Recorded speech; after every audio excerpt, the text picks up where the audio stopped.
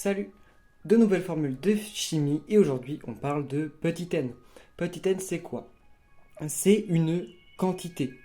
Une quantité, disons, un nombre de groupes d'atomes. Par exemple, hop, on prend un groupe avec plein de petits points qui sont des atomes. De n'importe quel truc, des atomes de fer, d'or, n'importe quoi. Hop, eh bien, petit n nous dit combien de groupes on a. Pour, comment on le voit dans l'équation, grand N, c'est le nombre d'atomes. Na, c'est le nombre d'atomes qu'il y a dans un groupe. Le nombre d'atomes qu'il y a dans un groupe, c'est donc une constante qu'on appelle le nombre d'Avogadro, d'où Na, et cette constante est égale à 6,02 fois 10 puissance 23. 6,02 fois 10 puissance 23, c'est gigantesque. C'est un 6 avec 23 zéros derrière. C'est énorme.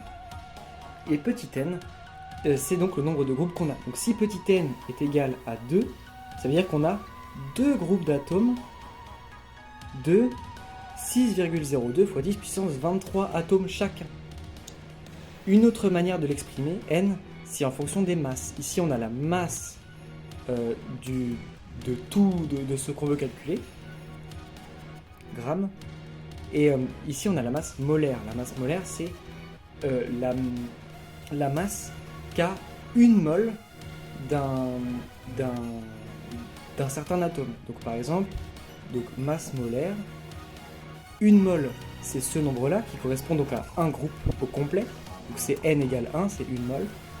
Et la masse molaire, c'est par exemple combien pèse une mole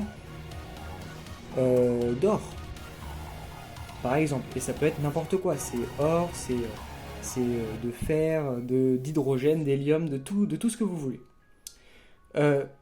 Voilà. Il y a d'autres formules pour n, mais elles sont moins utilisées. Donc, j'ai préféré vous montrer ces deux-là parce que c'est vraiment les plus utiles, quoi. Et on se retrouve demain pour les exercices.